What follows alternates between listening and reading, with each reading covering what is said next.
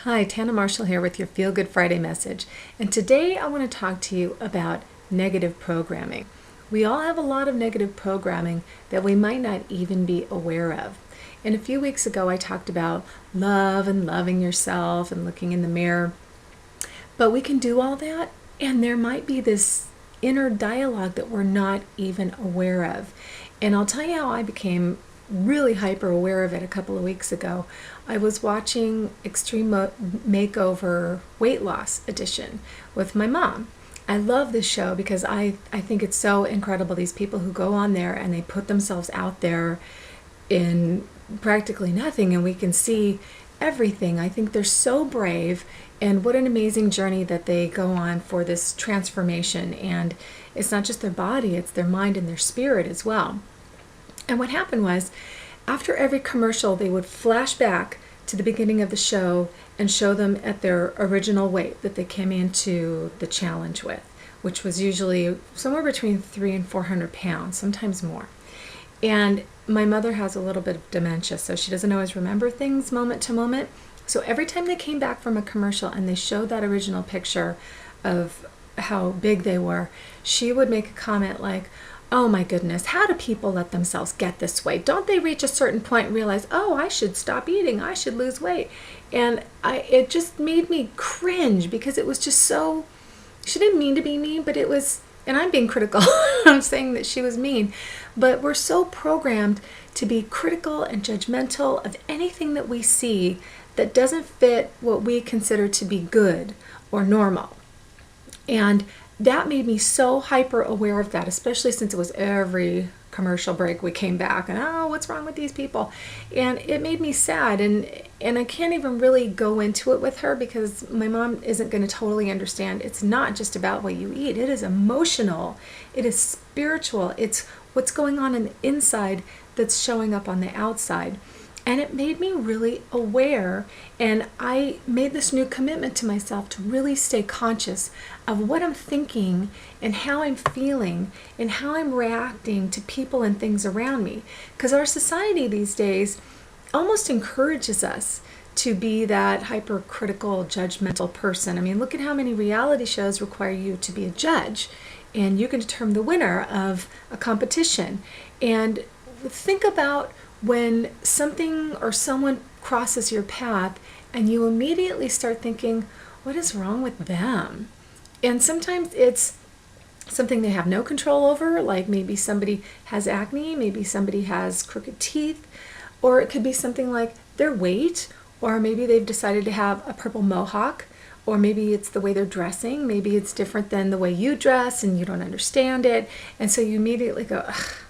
And we've all been there. We've all done it. I've done it too, but I'm trying to make myself more aware of, you know what, to each his own.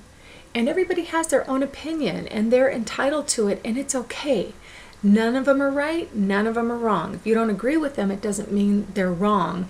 And your opinion doesn't mean you're right to somebody else, because your truth is your truth. Everybody else's truth is their truth. So I think we need to practice a little bit of live and let live. And go back to that love that I was talking about before. Love yourself enough to project that love to other people and let them be who they are. Let them believe what they want to believe. And understand that everything going on with everybody goes much deeper than the surface. And just pay attention to what you're saying and how you're expressing yourself. The internet has opened up a whole new world where people can be really mean anonymously, and I think because of that they're much freer with letting their ideas and their thoughts and their opinions flow. There's much less of a filter, and it appears to me that there's a lot more negative than positive, and I'm choosing to focus on the positive. And if I put something out there, I want it to be positive, and I want people to feel better from what I have to say or my opinion or my feedback. I always want it to make people feel good, and I want to feel good when I'm putting it out there. So here's my challenge to you. Stay aware, pay attention to your thoughts, what you're saying, your words, how you're feeling when you're expressing a thought, and how it might make other people feel. I don't think we always think about that. We just shoot stuff off and we don't worry about how it's going to affect other people. I did a blog a couple of months ago about sticks and stones, and you know what? It does hurt. Sticks and stones in the form of words and harmful emotions, it hurts. And just be aware of how critical and judgmental you are being.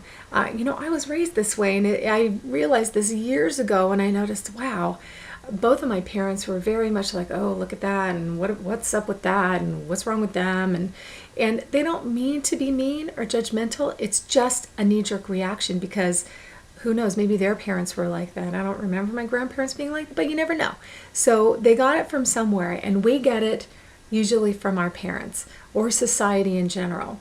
So just be conscious and really make the intention to be kind, and put the intention out there that you're going to spread good and your energy is going to uplift people and make them feel better. Because if we all did that, can you imagine what society would be like? If we were all supporting, uplifting, and encouraging each other instead of tearing each other down all the time and being critical and judgmental, it'd be pretty amazing. We would all feel loved and supported and like we could do anything. So that's my challenge to you. Stay aware of your thoughts. Stay conscious of what you're saying and what you're putting out there and how you're feeling. And I bet you will notice an improvement. You'll notice a difference because I've been very aware of this just for the past week or so. And I feel like I'm living from a new default now, from this more positive, loving default. And I've had amazing things coming to me this week as a result of that. You're just going to feel better. If for no one else, do it for you, because you are going to feel better and it's going to positively impact your life. So take this challenge, have a great Friday, go into your weekend intending to be positive and feel good, be a blessing to everybody you come in contact with, and I will see you next week.